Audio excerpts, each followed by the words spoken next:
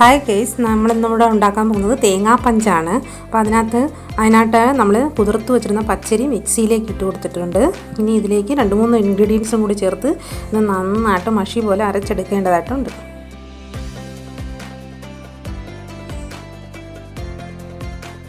ഇതിലേക്ക് നമ്മൾ ഇനി തേങ്ങ ചേർത്ത് കൊടുക്കുകയാണ്.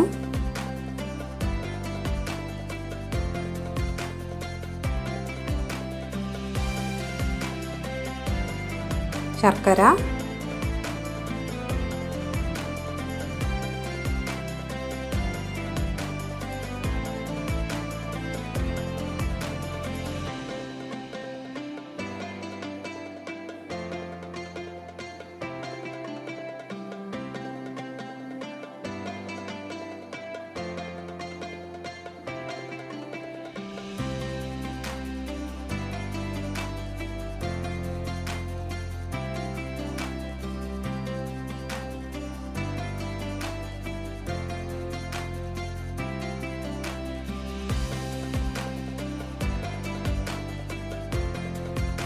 ഇതിലേക്ക് നമുക്കിനി 2-3 ഏലക്കയും കൂടെ ചേർത്ത് നന്നായിട്ട് ഇത് മഷി പോലെ അരച്ചെടുത്തിട്ട് വരാം.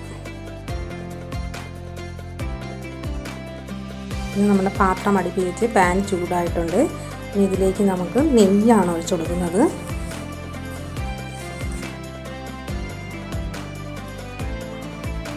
പാത്രത്തിൽ കഴുകി വെച്ച പാത്രമുണ്ട്, വെള്ളത്തിൻ്റെ ഈർപ്പുണ്ട്, അതൊക്കെ ഒന്ന് വറ്റിയതിന് ശേഷം നമുക്ക് നെയ്യ് ഒഴിച്ചു കൊടുക്കാം.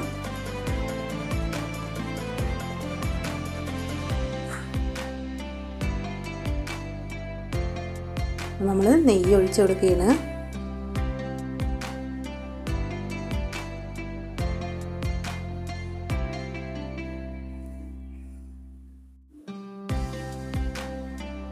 ഇനി ഇതിലേക്ക് നമ്മൾ അരച്ച് വെച്ചേക്കുന്ന തേങ്ങാപ്പഞ്ചിൻ്റെ മിശ്രിതം ഒഴിച്ചു കൊടുക്കണം. ഈ മിശ്രിതം നന്നായിട്ട് നമ്മൾ ഇളക്കി യോജിപ്പിച്ച് ഒരു ഹൽവ പരുവത്തിൽ കുറുക്കി കിണ്ടിയെടുക്കേണ്ടതായിട്ടുണ്ട്. നല്ല ടേസ്റ്റി ആയിട്ടുള്ള ഒരു റെസിപ്പിയാണ് തേങ്ങാപ്പഞ്ച്.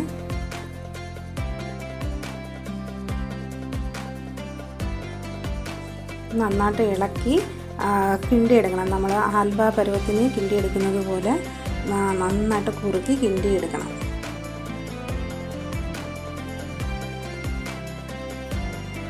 അപ്പോൾ മാവെല്ലാം നന്നായിട്ട് കുറുകി അതിനോട് ഇനി ഇതിലേക്ക് കുറച്ച് നെയ്യും കൂടി നമുക്ക് ആഡ് ചെയ്ത് കൊടുക്കാം. ഈ നെയ്യ് നന്നായിട്ട് ഇതിനകത്തോട്ട് മിക്സ് ചെയ്തെടുക്കുക. ഓൾറെഡി നമ്മുടെ തേങ്ങാപ്പഞ്ച് ഇവിടെ റെഡി ആയി കഴിഞ്ഞു. നല്ല ടേസ്റ്റി ആയിട്ടുള്ള റെസിപ്പിയാണ് തേങ്ങാപ്പഞ്ച്. എല്ലാവരും ട്രൈ ചെയ്ത് നോക്കണം.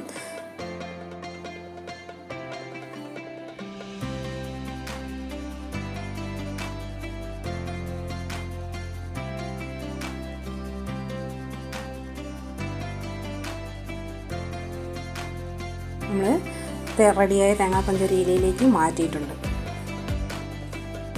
Thank you for watching.